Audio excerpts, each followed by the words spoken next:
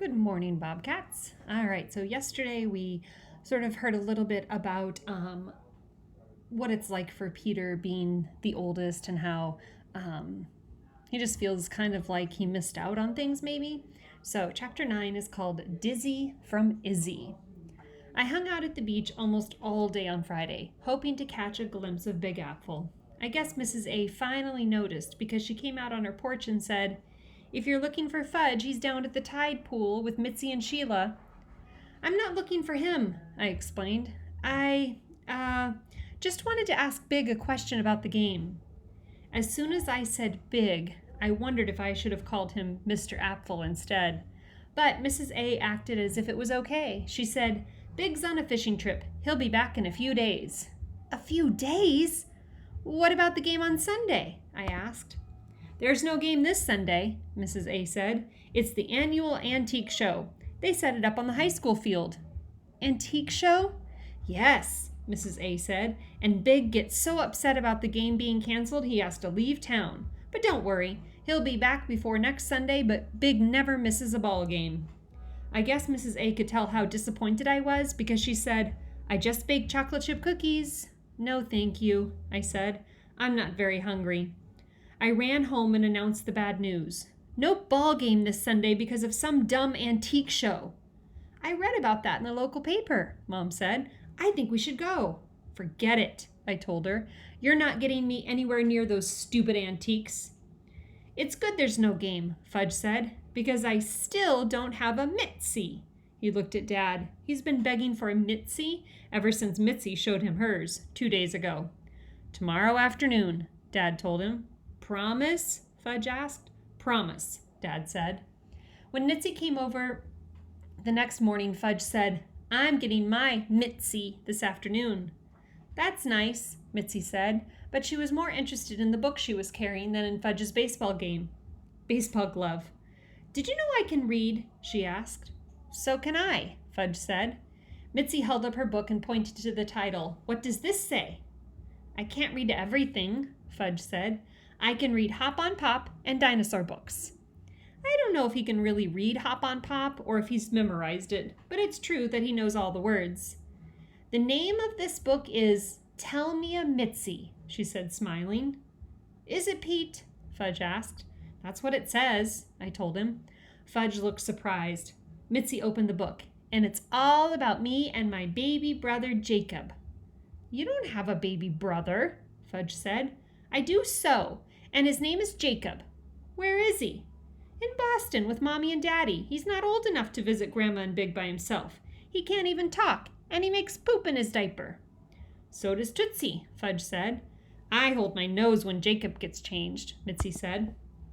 "I hold my nose when Tootsie gets changed," Fudge said. "One time, Jacob got into his diaper and played with his poop," Mitzi said. "Oh, it was bad." "This conversation is getting pretty bad," I told them. They looked at each other and laughed. "Let me see that book," Fudge said. Mitzi handed it to him and he flipped through the pages. "How come it's about you?" "Because I'm special," Mitzi said. That afternoon, I went to town with Dad and Fudge. The sports store had only one baseball glove small enough to fit him, but he didn't mind. "Now I have my own Mitzi," he told the clerk. "Yes," the clerk said, "I guess you do. And if you put a few drops of oil on it every day, you'll make it nice and soft." "A few drops of oil," Fudge repeated as we left the store. He was wearing his glove and kept punching his fist into it the way Mitzi had with hers. When Dad told us he had to stop off at Sawyer's Market, Fudge asked if he could go to the library. "Sure," Dad said. The library is next door to Sawyer's. From the outside, it looks like a little house. There are pots of flowers on the steps and even a screen door. But inside, it's like a regular library. I left Fudge in the children's room and headed for the sports section. There were a lot of books about baseball. I was browsing through one that looked interesting when Fudge tugged at my shirt. "I can't find it," he said. "Find what?" "The book I want." I figured he was looking for something like Your Favorite Brontosaurus or The Last Tyrannosaurus Rex. So I said, "Go ask the librarian." "You come too. I'm busy." "Please, Pete, this is important." "Oh, all right." I walked him to the checkout desk. The regular librarian wasn't there. Instead, there was a girl, maybe 16 or 17. She wore a pin on her shirt that said Library Assistant. She was reading a book. It must have been a really good book, really good, because she didn't even notice we were standing in front of her until Fudge spoke. "Do you have Tell Me a Fudge?" he asked. I almost fell through the floor. "Pardon?" the girl said, looking up at us. Her eyes were a deep, dark brown, like the best chocolate. "Tell Me a Fudge," he repeated. "That's the book I want." "It doesn't sound familiar," she said. "It could be called Tell Me a Farley," Fudge said. I coughed twice, but she didn't even glance my way. "Did you look it up in the card catalog?" she asked Fudge. "No," Fudge said. "Well, let's give it a try. Our computer's down today." She marked her place in the book she was reading. When she closed it, I tried to read the title upside down. I think it was called Beginner's Love, but I'm not sure. Fudge followed her to the card catalog, and I followed Fudge. "What's your name?" he asked. "Isabel," she said, "but my friends call me Izzy." "Izzy," he said. "I like that." "What's yours?" she asked him. "Farley," he said, "but my friends call me Fudge." "Oh," Isabel said. "What an interesting name." She thumbed through the cards in the tea drawer. "We have Tell Me a Mitzi and Tell Me a Trudy, but I don't see Tell Me a Fudge or Tell Me a Farley." "It has to be there," Fudge said. Isabel went through the cards again. "Nope, I'm sorry." Fudge scrunched up his face and his breath came fast. Oh no, I thought. He wouldn't. Not here. Not now. But I was wrong. "It's not fair," he cried, throwing himself on the floor. Then he kicked and he banged his fists and he screamed, "It's not fair!" Isabel looked at me. I wanted to disappear. Lucky for us, there were only a few other people in the library. One woman came over to see what was happening, but she wasn't impressed. She shook her head, then went back to the stacks where she'd been browsing.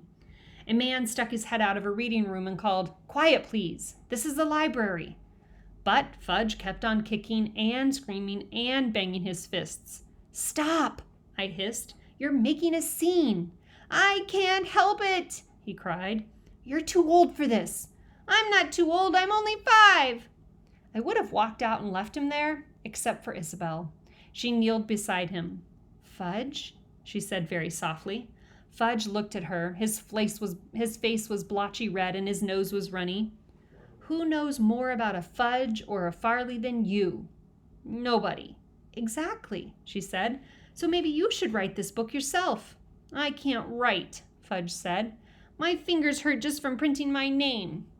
"Maybe you can tell the stories to someone else, like your brother, and he'll write them down for you." Isabel smiled at me as if we were sharing some secret. I think I smiled back, but I'm not sure. I felt like I was in a dream and everything was happening in slow motion. Fudge sat up. "I'll think about it," he said. Isabel handed him a tissue from her pocket, but he doesn't know how to blow his nose, so he just wiped the whole mess across his face. Then he stood, took Isabel's hand, and walked back to the checkout desk with her. "That's a nice-looking baseball glove," she told him. "I call it my Mitzi," Fudge said, "and I'm going to oil it every day to keep it nice and soft." I wondered if Isabel oiled her skin. I wondered if it felt as soft as it looked. My mind drifted off. I pictured myself on a desert island with Isabel. "It doesn't matter that I'm years older than you, Peter," she was saying, "because you're so mature for your age." Fudge tugged at my hand. "Pete?" "What?" "I'll go tell Dad we're done, okay?" I nodded. As soon as Fudge was gone, Isabel said, "Did you want to check that out?" When I didn't answer, she reached for the book I was holding. "Do you have your card?" she asked. "My card?" "Yes, your library card." "No, I guess I forgot it." "That's okay. I can hold the book for you until next Saturday." "Next Saturday," I said.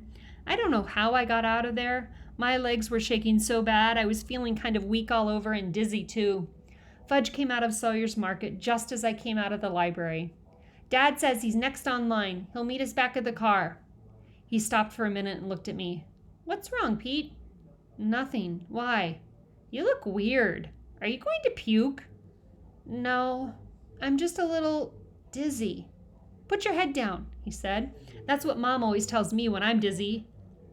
"I'm not that kind of dizzy," I said. "Oh." "It's more like I'm floating."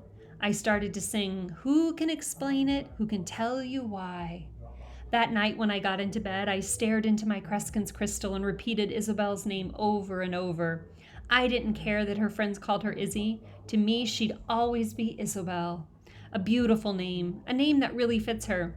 If I were the amazing Kreskin, I'd be able to plan all my dreams. I'd probably be able to transfer thoughts from my head into Isabel's and make her dream about me. I closed my eyes and concentrated. Isabel, Isabel. But then Fudge came racing into the room. He took a flying leap and landed on my bed. I hid my Kreskin's crystal under my pillow where he couldn't get his hands on it. I'm ready to start my book, he announced. I'll say it and you can write it down. Why don't you wait until tomorrow? Then your babysitter can write it down for you. I can't wait, Pete. Why not? Who can explain it? Who can tell you why? He laughed as he handed me a paper and a pencil. There was no way he was going to give up. The sooner I started writing, the sooner I'd be able to get back to Isabel. So I took the pencil and said, Okay, let's go. Tell me a fudge, he said. By Farley Drexel Hatcher, Chapter 1, How Turtle Got His Name. He waited while I wrote that down. Then he yawned. That's it for tonight, Pete. Tomorrow I'll write Chapter 2. I can hardly wait, I told him.